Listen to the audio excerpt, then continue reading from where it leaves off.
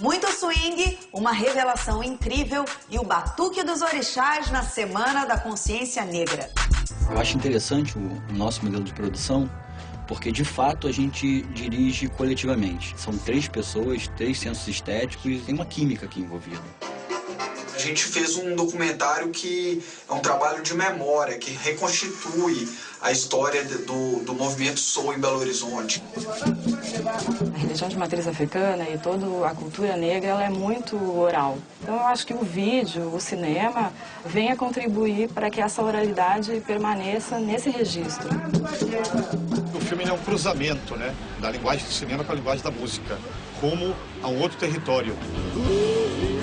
Porque é um projeto independente, é um projeto de guerra pessoal, então ele bancou o projeto, bancou essa paixão, bancou essa ideia.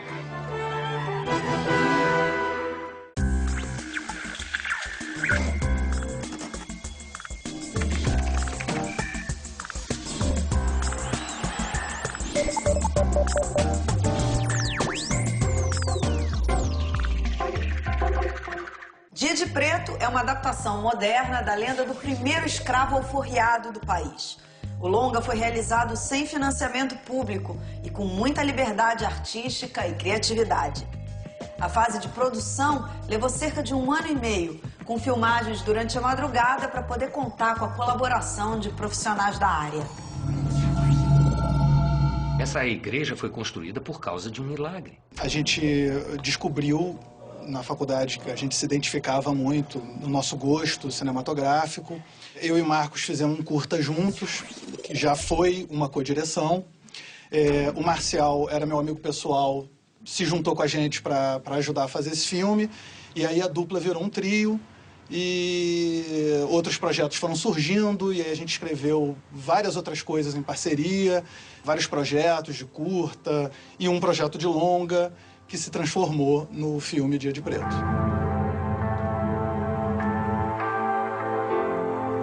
Cadê a minha filha? Eu acho interessante o nosso modelo de produção, porque de fato a gente dirige coletivamente. Ao contrário de algumas outras experiências que se separa as cenas, né? Tem um diretor tratando de uma unidade ou de um grupo, novela é muito assim. A gente decide tudo junto. Isso gera, né, uma série de atritos que acabam, na minha opinião, depurando o filme, tornando melhor. Porque são 3 pessoas, 3 sensos estéticos e isso tem uma química aqui envolvida. Eu acho que você vai aprender muito com tudo isso. É uma aventura fantástica que conta a história de um jovem negro em busca da liberdade em várias épocas. O projeto que a gente tinha de fazer um filme de longa-metragem, ele desde lá de 2000, ele era feito para ser rodado dentro de um shopping center. E aí, quando a gente fechou esse shopping center em 2004, a gente começou a descobrir que aquela região tinha uma história que era pouco conhecida. Que história é essa, né? No século XVII, aquela região só existia fazendas e engenhos. Um dia, uma vaca de um desses engenhos sumiu.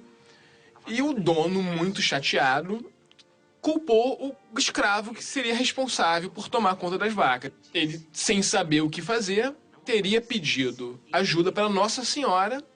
Nossa Senhora teria aparecido e apontado para o alto do que hoje a gente chama de Pedra do Galo. Ele subiu a Pedra do Galo, o escravo, e encontrou a vaca, né? Então foi um festejo, né? Considerado um milagre, a aparição de Nossa Senhora, e ele teria sido o primeiro escravo alforriado do Brasil.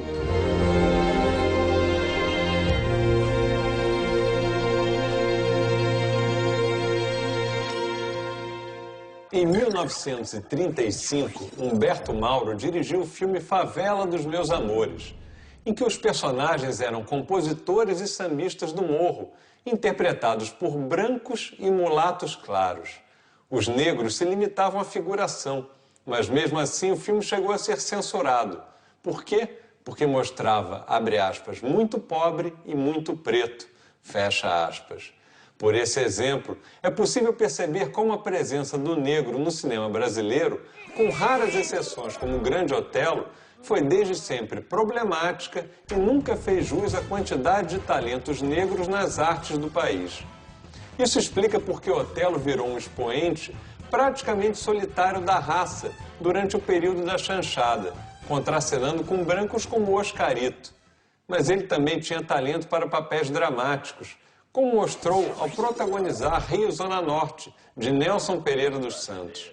Foi nos anos 60, quando o cinema novo ganha força, que a presença do negro no cinema nacional deixou de se relacionar quase que exclusivamente com o viés satírico e passou a se afirmar politicamente através de filmes como Barra Vento e Gangue Azul. Hoje, o que se nota é que, embora a problemática racial venha se tornando cada vez mais presente nas telas, ainda são poucos os atores de cinema negros de destaque, como Lázaro Ramos, Babu Santana e Flávio Baurac. Atrás das câmeras, infelizmente a situação ainda é pior. Jefferson D praticamente reina sozinho e ainda sem a visibilidade merecida. Está na hora de mudar esse cenário, não? Cineasta, escritor e pesquisador, a sua obra fala sobre as africanidades no Brasil, contribuindo para o reconhecimento da diversidade étnica e as suas manifestações. Eu tenho o grande prazer de receber aqui no estúdio do Revista, Joel Zito Araújo. Muito obrigada pela sua presença. É todo meu. Joel, eu queria começar entendendo como é que foi a sua aproximação do cinema. Cineclubismo. Na universidade eu fui um ativista do cineclubismo. Montamos um cineclube na universidade, depois naquele período lá no final dos anos 70, em Belo Horizonte, criamos um circuito de cineclubes também nos bairros operários de BH. Eu tinha uma militância nesse sentido, com teatro popular, com cinema. E daí veio essa paixão, mas eu não imaginava que ia ser diretor. E no desenvolvimento dessa atividade, em um determinado momento, eu percebi que ser psicólogo não tinha nada a ver comigo. Você fazia psicologia? Fazia psicologia. Aí fui para o cinema.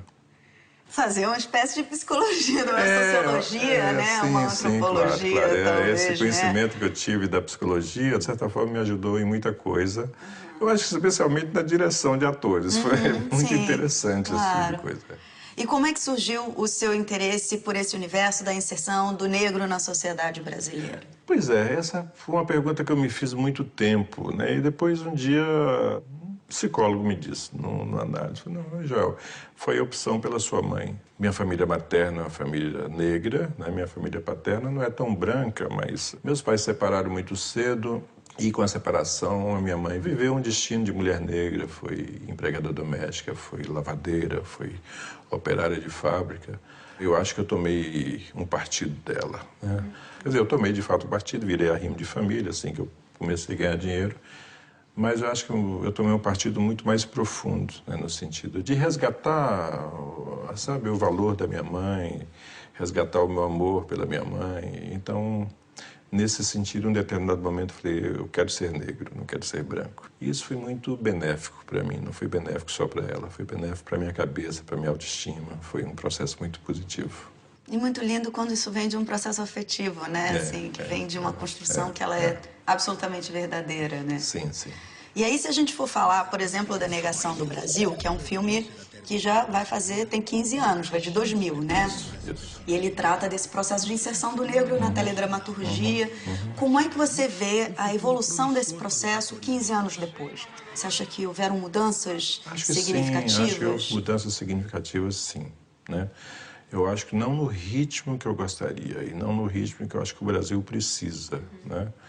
Eu sempre faço essa comparação. Todo mundo que vê o cinema norte-americano, a televisão norte-americana, tem a impressão de que a situação lá é inversa daqui, né? A população negra norte-americana é de 13% do total. E a nossa é de 52%. Só 13%. Era maior, porque eles têm força, né? Tem força. Então, eu acho que a gente precisa caminhar muito mais para refletir a nossa diversidade, né? E não só refletir a nossa diversidade, como estabelecer esse paradigma, né, do Brasil como um Brasil de muitas raças, um Brasil que tem orgulho disso, que não vê isso como um problema, que não fica centrado só no branqueamento, quer dizer, não é nenhum problema com os brancos, nenhum problema com a Europa, com a nossa herança europeia. O problema é de um profundo desequilíbrio, né, que sustenta desigualdades também na sociedade. Com certeza. Então, Olhando essa situação no início desse século e olhando hoje, eu vejo um aumento de um elenco negro na telenovela, que foi o tema do meu filme. Eu vejo que o cinema brasileiro, muitos diretores da minha geração, muito preocupada com isso. Vejo uma preocupação real com estabelecer esse novo Brasil, o Brasil da diversidade, o Brasil do orgulho da diversidade. Mas é isso, eu não estou nem um pouco satisfeito, acho que cresceu muito, mas cresceu pouco pela necessidade que nós temos. Depois de atuar em somente 3 novelas nos 6 anos seguintes, Isaura Bruno morreu pobre e como uma desconhecida, vendendo doces na Praça da Sé, em São Paulo. A Mãe África é o berço de culturas ancestrais. E bem perto da vida moderna das cidades angolanas, ainda vive um povo milenar. O documentário Hereros Angola registra a vida dos Hereros, um dos grupos étnicos mais antigos da história da humanidade.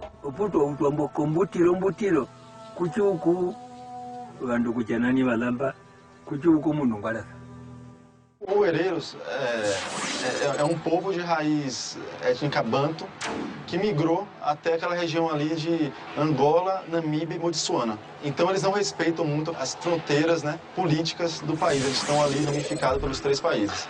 A ideia do filme é tentar dar voz aos hereros, né? Acho que essa foi a forma da gente se aproximar um pouco do discurso deles.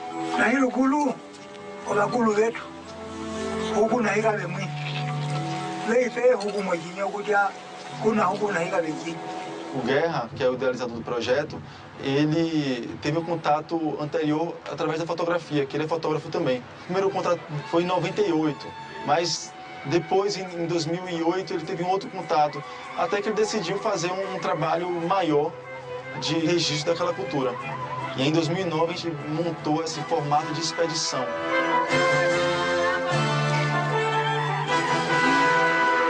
A gente já chegou de forma bem aberta, né? A gente chegou colocando as cartas na mesa e dizendo qual era a nossa proposta ali com aquela filmagem e com essa relação com eles. Só que a gente foi estrategicamente através dos líderes comunitários, né? Os sobas, que são uma espécie de caciques, né? Então isso já ligaram a nossa imagem à imagem dele, que era uma imagem de credibilidade, de cuidado com aquela cultura, de respeito com as outras pessoas, as outras aldeias naquela região.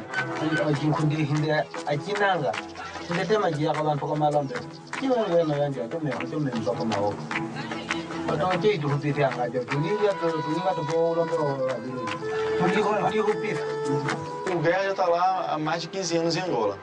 Então, ele tem uma estrutura de comunicação lá. E tem esse suporte lá em Luanda, de casa, de estrutura física, que foi uma coisa que viabilizou, porque é um projeto independente.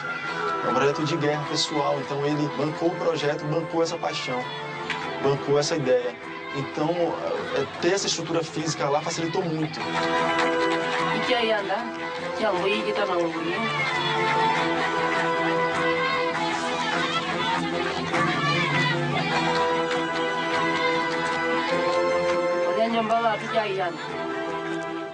Em 2011, a cultura brasileira perdeu um dos seus ícones. Walter Calixto Ferreira, o mestre Borel, era o mais antigo alabê do Rio Grande do Sul. No candomblé, os alabês são responsáveis por saudar os orixás, entoando cânticos sagrados e tocando atabaques. O documentário Mestre Borel, a ancestralidade negra em Porto Alegre, fala de religião, espiritualidade e da memória viva dos bairros negros da cidade.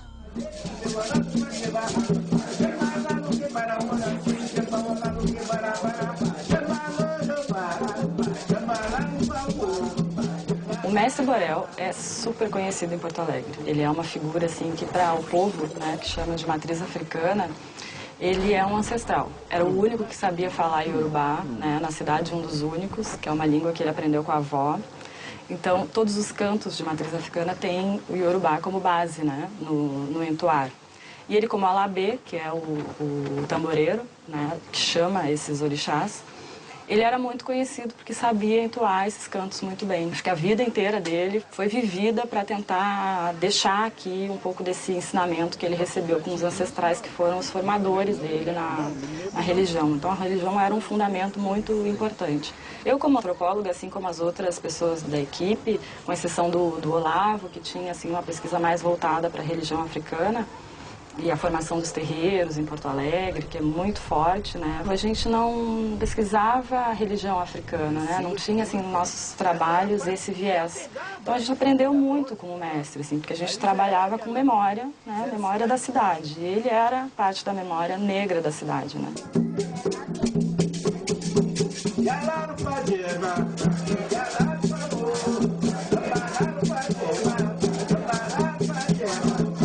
Eu, particularmente, acho que tem uma relação direta e importante, assim, fundamental, que é a questão do cinema trazer a oralidade e o gesto, né? A figura desse narrador, né? No caso, o Borel, um narrador nato, assim, não são todas as pessoas que têm, né, essa volúpia, assim, esse desenvolvimento na câmera como ele tem, né? Essa religião de matriz africana e toda a cultura negra, ela é muito oral, né? Então, por isso que o grande lamento também, a grande luta desses representantes hoje em dia, né, que tentam levar à frente os conhecimentos dos seus ancestrais, é que isso não está escrito, não passa pela escrita, ou muito pouco pela escrita. Então, eu acho que o vídeo, o cinema, vem a contribuir para que essa oralidade permaneça nesse registro, né? Porque tem relação com a forma como se expressa esse conhecimento, né? Eu não me acho que eu seja um inteligente, mas também não me considero um neófito. Eu estou completamente fora de época.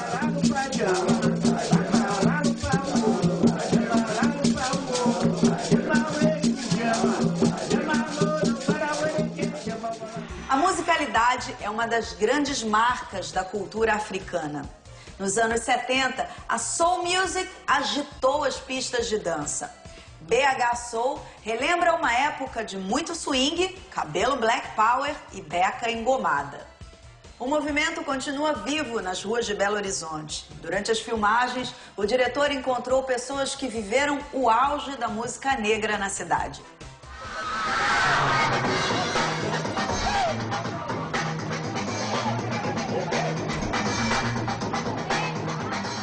Esse documentário, BH Soul, que eu dirigi, é sobre uma cultura negra característica de Belo Horizonte, que é a Soul Music. E é uma cultura negra bem enraizada na cidade desde a década de 70 até a atualidade. E alguns desses dançarinos foram um fio condutor do processo de pesquisa e me introduziram nesse universo black, né, da Soul Music, e a gente fez um documentário que é um trabalho de memória, que reconstitui a história do movimento Soul em Belo Horizonte.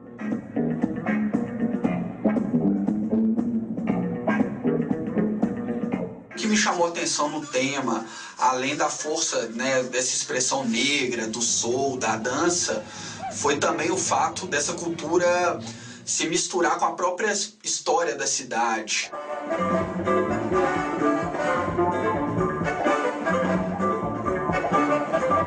Pelo fato do filme cobrir o período entre os anos 70 e a atualidade, a gente pode fazer um paralelo entre aquela época, né, de ditadura, repressão, e a situação do dançarino de soul do negro, de modo geral, hoje em dia, né? A dança mesmo foi praticamente imitada de James Brown, né?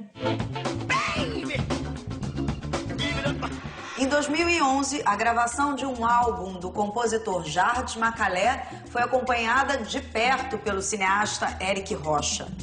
O filme Jardes foge do formato tradicional dos documentários musicais.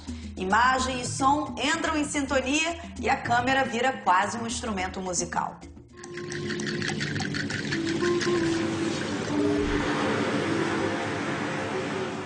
A ideia era de fazer um DVD, mas a coisa foi ficando tão boa e o processo entre a gente, todos no estúdio, que o Eric deu a ideia, então vamos fazer um filme. Eu dizia, opa, claro.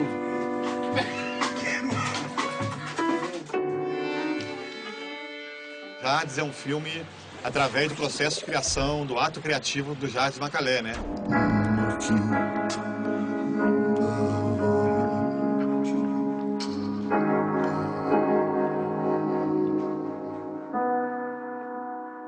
Os momentos de pausa, momentos de ruído, momentos que os caras estão tocando, e perspectivas sonoras diferentes também, que é a perspectiva desse som super primoroso, captado perfeitamente, e tem essa outra sonoridade, que é uma sonoridade às vezes vinda da câmera.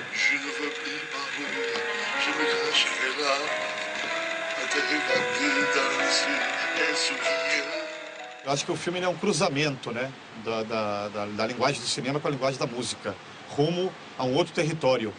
Tem uma coisa mítica, né, desse momento da criação, né, de que como que isso se dá, né, como que acontece. E daí sai alguma outra poética, que não tem nome.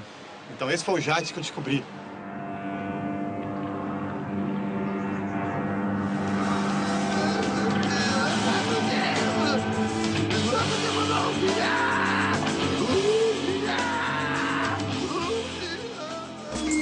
Você também está organizando para o ano que vem o grande encontro do cinema negro, né? Fala um pouco sobre isso. Eu desde a morte do Zós Bubu, um pouco antes da morte do Zósimo, que era muito amigo, que foi ator do meu filme Filhos do Vento, né, que criou o encontro de cinema negro Brasil-África, Caribe, né? Ele me convidou a assumir a curadoria. Então foi muito afetiva também assumir a curadoria do encontro. E no ano de 2016, no final de maio, o próximo encontro vai ser maior porque ele vai juntar com outro encontro. Porque, além da FEPACI, tem uma outra iniciativa que surgiu em Cuba há cerca de 4 anos atrás, chama ABCD, é um encontro de cineastas da África, Brasil, Caribe e da diáspora africana. Incrível. Então vai estar aqui presente 40 cineastas muito representativos desses. Então vai ser uma coisa bem bacana. No Rio de Janeiro, vai ser no Rio de Janeiro. Né? Esse festival criado pelo Zósimo, que ele é mais um festival, né? Ele se chama Encontro e eu acho bacana manter inclusive o encontro, porque a intenção dele foi desde o início atualizar as pessoas, tornar as pessoas contemporâneas com o cinema africano contemporâneo. Mas o outro objetivo foi de ser um espaço de trocas entre várias gerações de cineastas de vários lugares, com a nova geração de cineastas que está surgindo no Brasil, com a juventude que está surgindo no Brasil. E o que você percebe assim nessa nova geração, ou mesmo nos seus contemporâneos, pessoas que estejam com o mesmo comprometimento que o seu, ou que, assim, que estejam com esse olhar engajado, responsável e curioso sobre essa discussão? Eu percebo os interesses, as curiosidades, iniciativas que estão por surgir, mas eu não apontaria nenhum nome como mais à frente disso, né? Eu vejo mais essa coisa acontecendo ainda do lado de lá do que do lado de cá. E você acha que ainda falta... porque a gente tem muita informação e, enfim, por exemplo, a mitologia dos orixás, que é um aspecto pouco explorado e que tem uma gama de histórias interessantes, né, que poderiam ser mais retratadas, né? Você reconhece? Tem iniciativas nesse sentido. Tem, inclusive, um dos curtas estrangeiros que a gente selecionou, porque entre os cineastas que a gente traz de fora, a gente não traz só os grandes nomes, as gerações mais consolidadas, a gente traz novos nomes. Um jovem cineasta nigeriano que mora em Londres, ele fez um curta e está buscando dinheiro para fazer o longa dele, que é exatamente baseado na mitologia dos orixás, tornando os orixás em super-heróis. E ele fez esse curta de 12 minutos, esse curta bombou na internet, né? Que legal. E várias pessoas me impressionaram. Você não vai trazer esse cara, você não vai trazer esse cara. Eu convidei, trouxe ele para cá tal, e foi ótimo ele estar presente, né? Eu acho que esse tema é um tema bacana, é um tema que dá muitas boas histórias, né? Porque o panteão dos orixás é muito parecido com o panteão grego, né? Você pode ver aí todos os tipos psicológicos, todos os dramas humanos nos orixás, né? Não é aquela ideia de que você é o bem ou que você é o mal, né? A ideia é que se você é filha de Yansan, ou se você é filha de Oxum, ou se você é filho de Xangô, né? Você tem características psicológicas, você tem traços muito específicos, você tem um jeito de relacionar com o outro. E esses orixás, eles não são só heróis, eles são profundamente humanos, eles têm um lado humano, sabe? Eles, aliás, se tornaram orixá porque eles superaram defeitos humanos muito grandes, né? Então, Xangô, que é o orixá da justiça, Xangô foi profundamente injusto quando era jovem, quando era um jovem rei, né? Portanto, são histórias muito adaptáveis, são histórias muito bonitas de serem transformadas em bons dramas, em boas ficções, em bons filmes de ação. Eu acho que no futuro próximo nós vamos ter muitas iniciativas de filmes de orixás, muitas. Muito obrigada pela sua presença, Joel. Bom, se você quiser ver a entrevista na íntegra, entra no site revistadocinemabrasileiro.com.br. Eu deixo vocês agora com mais um filme de micrometragem. Até mais! Eu era mais novo e aí pedia para minha prima me ensinar, que ela sempre gostou de música, criava alguns instrumentos com latas e eu sentia o meu corpo vibrar. E foi assim que eu fui gostando de música. Mas aí só quando eu comecei com as aulas de batuque e aprendi algumas coisas que eu percebi que aquilo não era profissional. Existia uma diferença entre fazer barulho e música. Fui aprendendo e aprimorando bastante. Meu maior sonho é tocar em uma banda de ouvinte. Acho que eu cresceria muito. Eu sinto meu corpo vibrar. Eu sinto a música pela vibração. O ouvinte é mais fácil, ele ouve o ritmo e toca, mas pro surdo é com a vibração. A minha família sempre diz que eu tenho que trabalhar, né? E isso pode atrapalhar o batuque, mas eu quero tocar. Quero viver de música. É disso que eu gosto.